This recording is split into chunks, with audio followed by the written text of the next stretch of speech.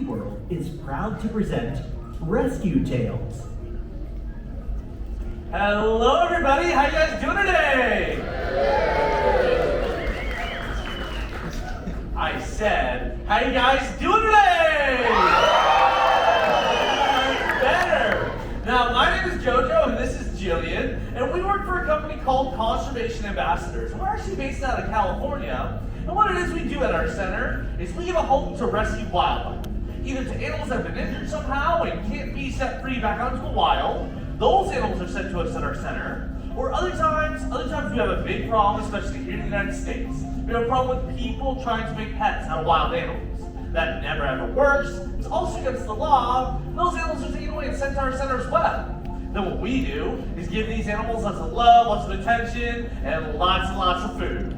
And the animals that we can, we train to travel, going mostly to school groups, giving us a chance to share some amazing rescued wildlife up close and personal.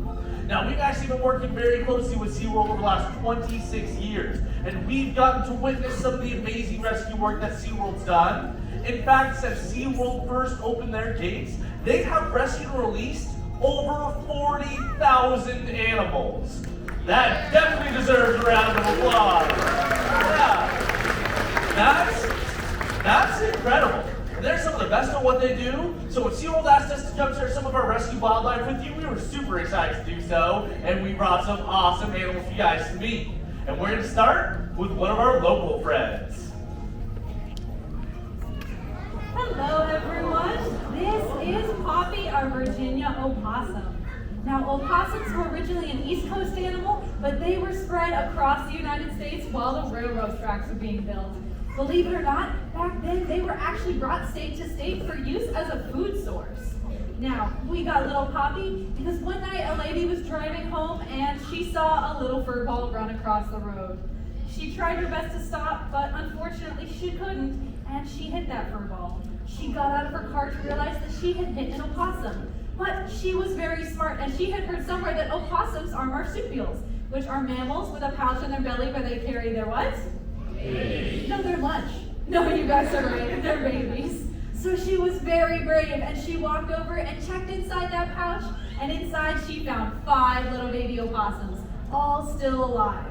So she scooped them on up and took them to the local rehab center where they had the best chance of surviving and returning to the wild. Now, those little baby opossums were doing great. They were getting bigger, finding their own food, climbing around, even staying away from people. All except for one. They eventually found out that Poppy here was almost completely blind.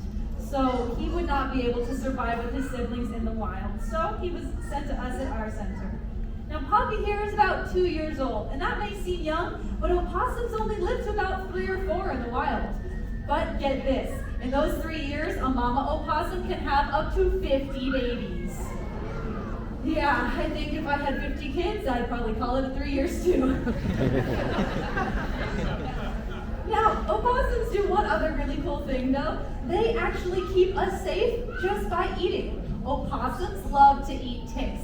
In fact, one opossum can eat up to 5,000 ticks every season.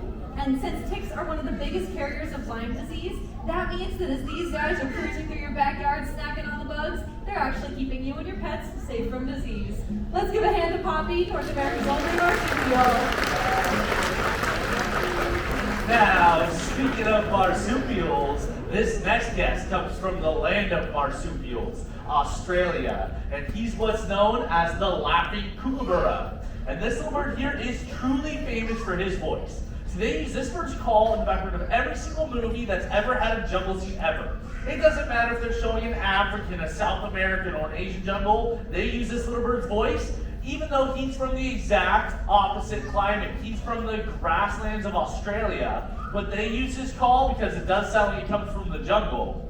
You guys want to hear it? Yeah. Are you ready, buddy?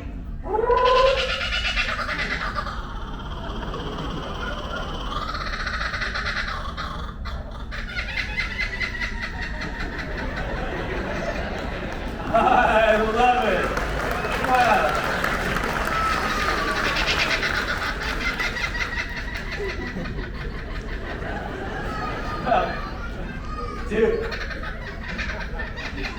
Dude, and if you guys have one of those friends that never stops talking? If you don't, you're probably that friend. Now, the kookaburra here. He may be famous for that amazing voice of his, but he should be famous for something else as well. Because this bird here is an amazing hunter. He's actually the largest member of the kingfisher family, but he doesn't hunt fish. No, instead he hunts mice, lizards, and snakes in the grasslands of Australia. I've even seen videos of these little birds hunting snakes as long as 6 feet. They'll dive down with that specialized bill of theirs. They grab onto the snakes right behind the back of the head, then they'll whip them back and forth until it's like a limp noodle. Then he'll start to swallow. Slowly swallowing and digesting that snake over 3 days while the rest of it hangs out the corner of his mouth. Sounds weird. Works very well for the kookaburra though. Now, somebody here in the US fell in love with these birds. They found a way to purchase one online and brought one into their home. Only this person lived in an apartment complex. And see, kookaburra are known in Australia as the outback alarm clock. Because every single morning at the break of dawn, they let out that call.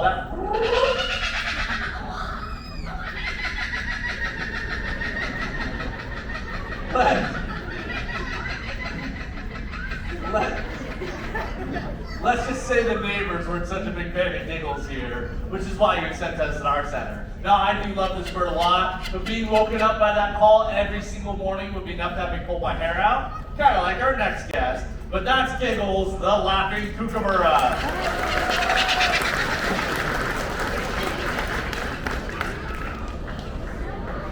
This is Whizzer, our turkey vulture.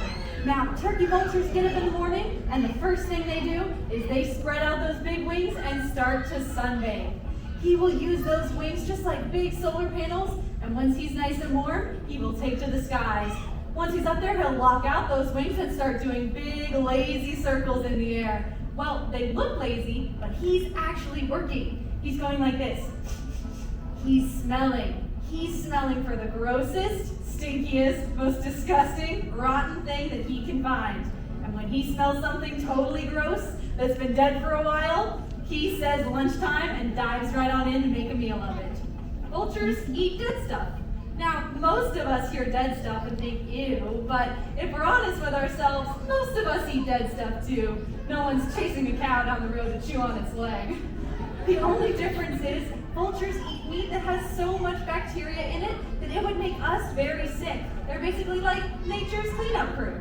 Plus, because they have that bald head, or they're always sticking their faces into rotting meat, they have that bald head to help keep their feathers clean.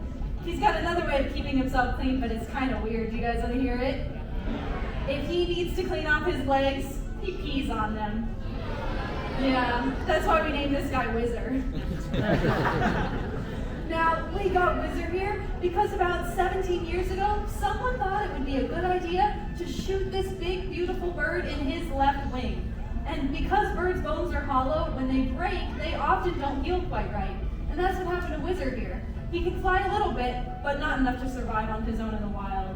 All right, let's give a hand to Whizzer, our beautiful turkey vulture. Now, we're gonna go from beautiful to cute.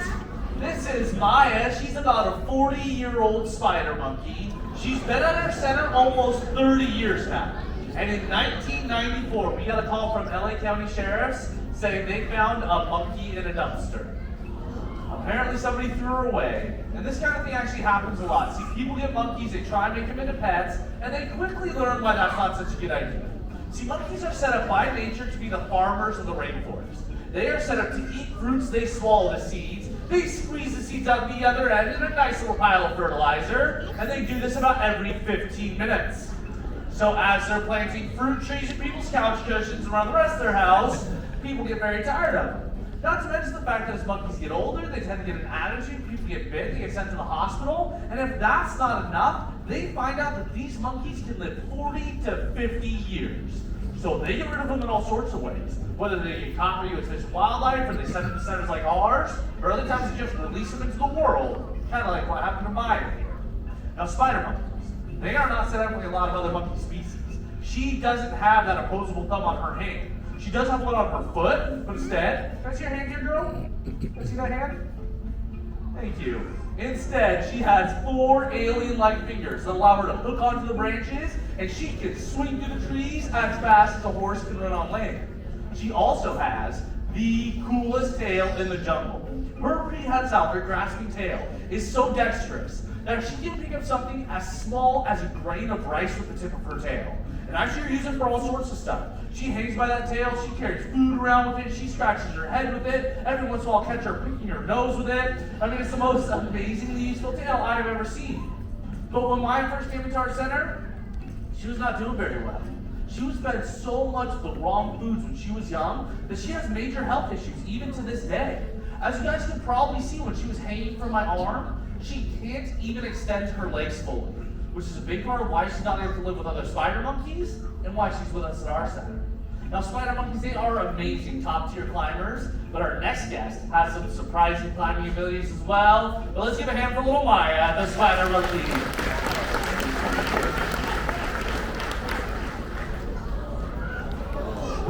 Aw, that's what everyone says when they see me. I'm just kidding. This is Disco, our gray fox. Now, we got Disco from a local rehab center that took him in when he was found abandoned as a very young baby. They had intended to raise Disco to be re-released, but the rehabber that got assigned to him did all the wrong things. She loved him, she cuddled him, she let him play with her dogs and her kids. And so when she took him back to that center for release, they instantly realized that she had ruined him. He had lost his healthy fear of people and would not survive in the wild. So instead, they called us. 12 years ago, we took Disco in, and he's been helping us do educational programs ever since. Now, Disco is a pretty special little guy. Foxes only live to about 8 or 9 in the wild, and he is 13, so he is a senior citizen. That's why we brought him here to Florida. Now, foxes are really incredible creatures. Gray foxes can scale trees with ease using their cat-like movements, and they are exceptional hunters and scavengers, eating anything from mice and carrion to berries and grasses.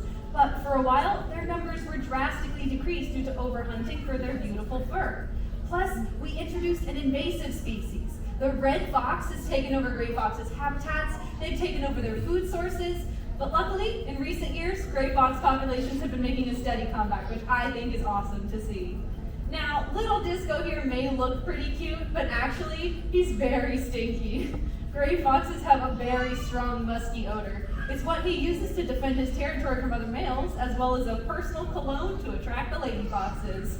It's a little weird, but it works for him. But even though he's kind of stinky, we still love him.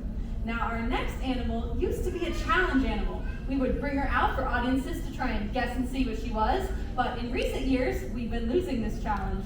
She's about to come on out, but let's give a hand to little Disco, our gray fox. Now this is Samantha, and what is she? A lemur, you guys are exactly right, but she's not just any lemur, she's what's known as a brown lemur. You guys know why she's called a brown lemur? Yeah, because she's brown. Now if you look at the lemur's eyes, would you think she's awake during the day, or do you think she's awake at night? That's what I think too. With her big, yellow, owl-like eyes, she looks like a nocturnal or a nighttime animal, but she's not. She's actually dire. She gets up in the mornings, and the first thing that she does is she greets every member of her lemur family.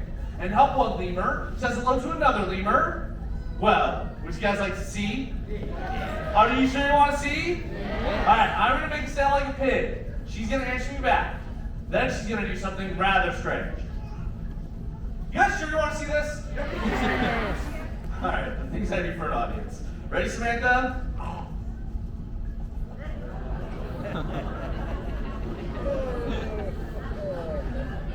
Did you guys see that? First she answered my pig-like grunt, and then she licked inside my nose. You guys want to see it again?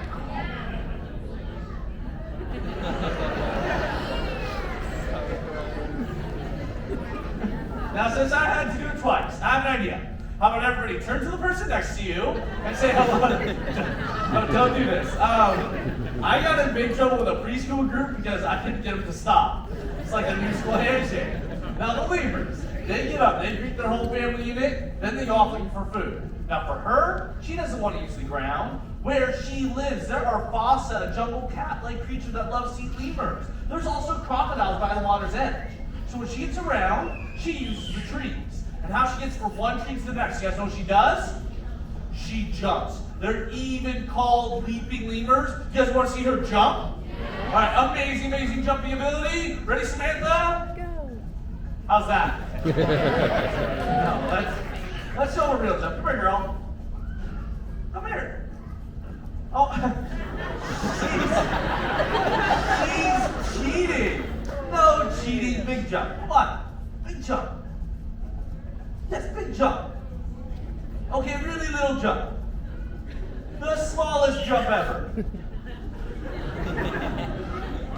I'm negotiating with a lemur.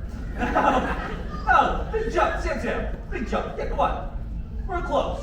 I'm close enough. There we go. Little baby hop. No, do not clap for that. That for her was nothing. That was barely a hop. But Samantha here is over 30 years old. She's a very old lemur. So I don't ask her to do super far jumps anymore. But when she was younger, in her prime, she could jump from my shoulder, and she could land on the table all the way over there. And as she jumps through the air, she uses this big, beautiful, long tail of hers to keep her balance as she would be bounding through the canopies of Madagascar. Now Samantha though, her story is she was found in her man's home in Palmdale, California. Somebody had decided it would be an okay idea to take a lemur, an endangered species, and keep her in a cage in their garage. Now does that sound fair to her? No, I love this girl a lot, but I wish she was roaming the canopies of Madagascar, licking other lemurs' noses. That is where she truly belongs. And there are over 105 different species of lemurs. All of them have two things in common. They are only found in Madagascar, nowhere else on our planet. And every single species of lemur is endangered in the wild. If we don't do something fairly quickly, we could actually lose some of these beautiful creatures. And I'll tell you what, there's one other funny thing that lemurs do. They actually keep their fur nice and soft and clean by using their teeth. These are 4 front teeth on their bottom jaw, like a dental comb or a tooth comb. They rake that comb through their fur, keeping their fur in perfect shape. That way they can spend as little time on the ground as possible. Anyways, that's little Samantha. Let's say goodbye to the brown lemur here.